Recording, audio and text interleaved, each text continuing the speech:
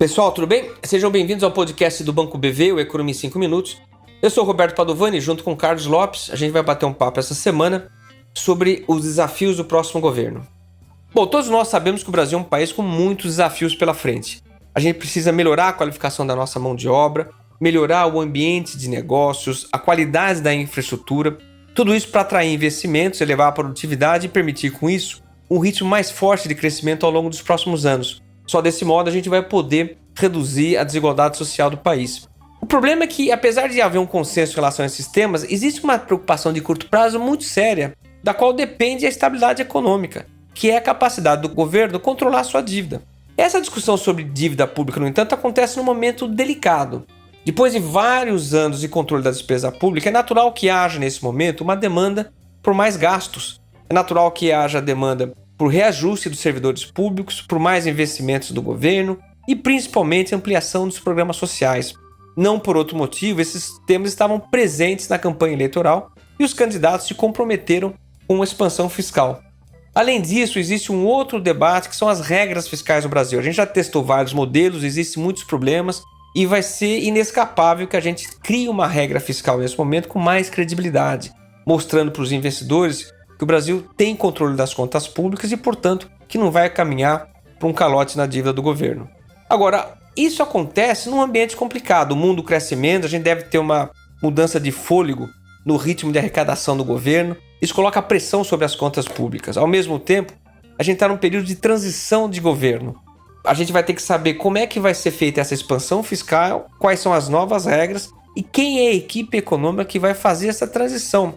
A credibilidade em torno desse nome é fundamental para sinalizar que o governo, apesar de aumentar seu gasto, não vai entrar numa trajetória explosiva da dívida pública.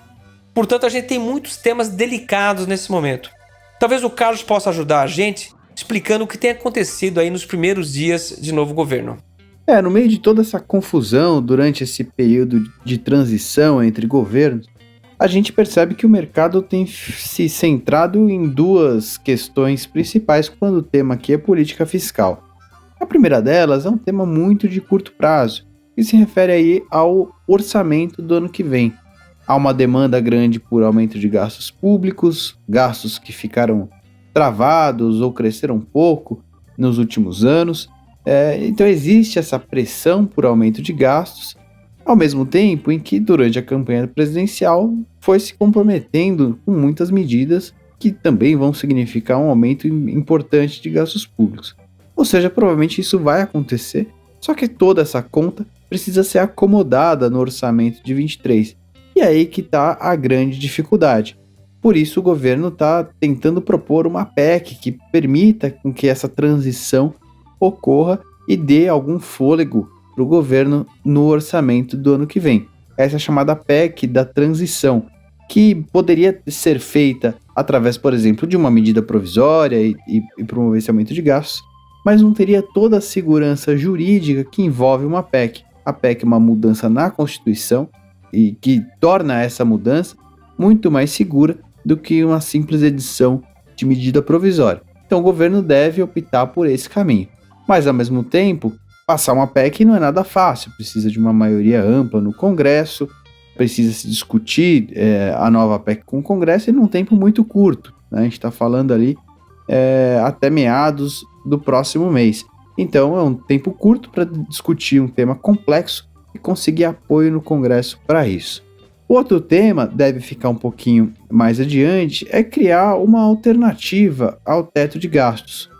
Criar uma alternativa que seja uma regra crível e permita que o mercado seja capaz de projetar, de esperar que a dívida pública não vá seguir uma trajetória de alta indefinidamente. A gente vai ter sim um aumento de gastos no curto prazo, mas que ao longo do tempo isso vai ser controlado. E tudo isso importa num contexto de sinalização. Quem é o ministro, se ele tem credibilidade com o mercado ou não, e se ele vai ser capaz de convencer os agentes econômicos de que esse plano vai dar certo. Então essa é uma função muito importante na escolha do ministro da Fazenda. Tá certo? Então muitos assuntos ainda a serem resolvidos, mas a gente volta com esse assunto nos próximos episódios. Um abraço, até o próximo.